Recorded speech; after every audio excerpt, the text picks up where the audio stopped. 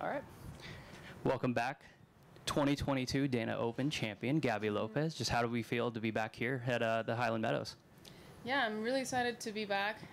It's always, a great week when you have kind of good memories behind, and I have a great host family. I'm very excited to see them year through year, and, they're just part of family now. You talk about good memories. When you think back on your win last year, is there any particular moment that kind of stands out to you? Yeah, just kind of celebrating with all of them. I mean, my friends, my host family, they all have been amazing to me, and there's just the community itself. And, of course, kind of those last 3 holes kind of stick to me. Yeah. All right, we'll go ahead and open it up. Anyone's got any questions? What was it like heading up Erie Street and seeing the street sign with their name on it? Yeah, it's pretty cool to see, how Sylvania and Toledo, they honor their champion, and, very blessed that I could have my name there for a year. I got a couple of texts and messages throughout the year, just kind of reminding me that I was a champion, even when I was having a hard time in the golf course. So, it's just great to have the support of the community and just the people around.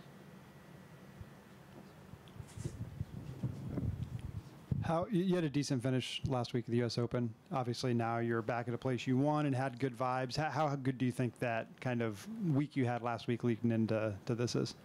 Yeah, last week was huge for me. I mean, I've had a tough stretch of weeks coming up to U.S. Open. I had to change pretty much my whole bag, change irons, change my driver, change my 3-wood, change my hybrids.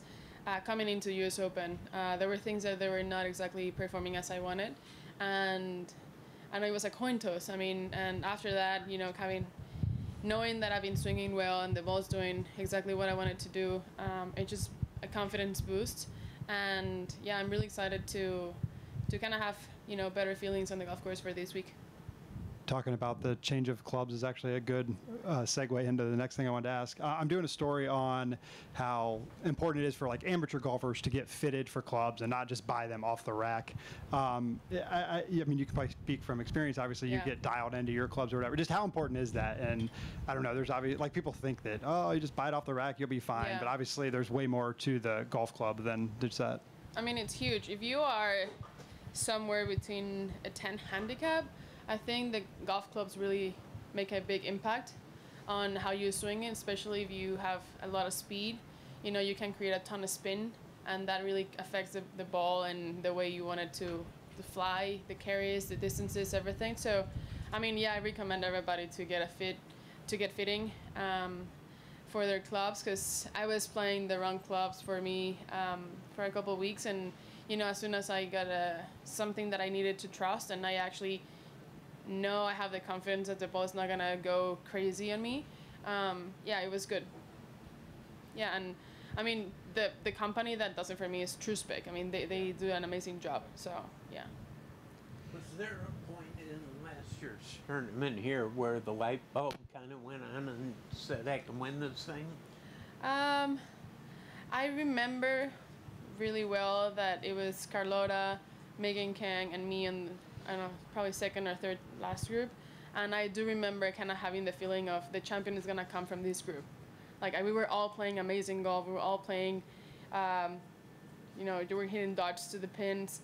We were making putts. I mean, I just had that feeling, and I really wanted to me be at the end of the week.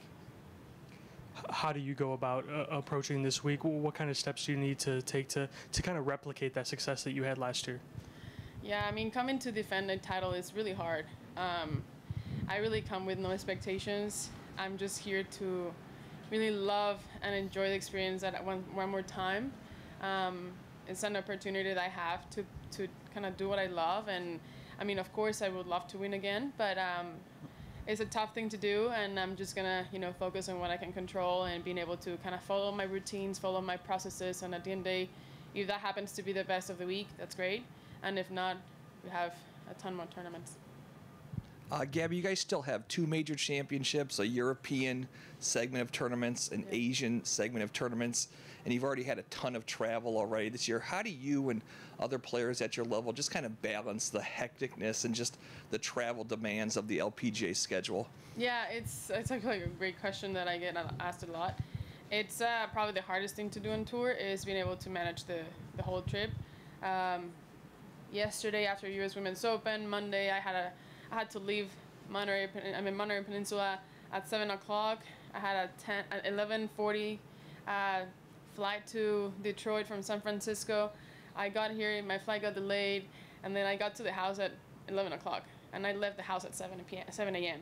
So you can tell that, it kind of takes a lot of you physically. You get here, you're a little tired. So, just recovering and eating well is probably the biggest thing. Having, that time to listen to your body and not trying to hit here probably like 1,000 balls. You have to really be really smart on managing your time. And yeah, you just gotta also be smart with, schedule, how you're gonna do your off weeks and take the most out of them. Having a schedule like that, I gotta think a routine is important. Take us through what your routine is once you get out to the course. Yeah, I like to, I see my trainer, my osteopath with me. He's traveling with me every week.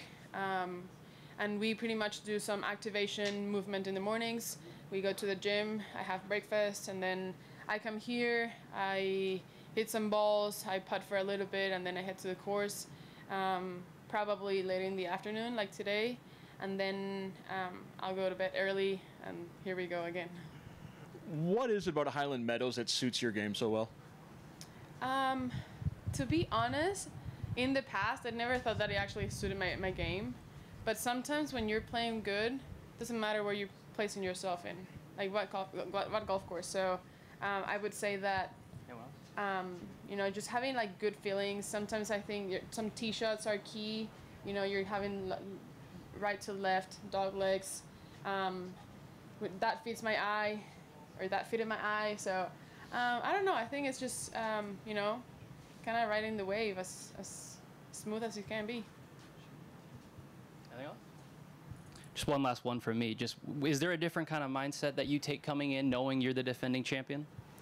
I think the same mentality as every golf tournament, as in no one is gonna give it to you. You have to go earn it. You have to go get it, and you have to be smart when you have to be smart, and you have to be aggressive. And it's mostly being aggressive to your targets, probably not that many to the pin.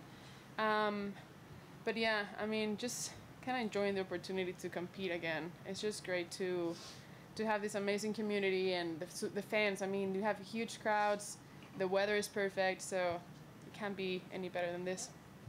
All right. Thank you, Gabby. Thank you, guys. Thanks for the wait. Thank you, Gabby. Thank you, guys.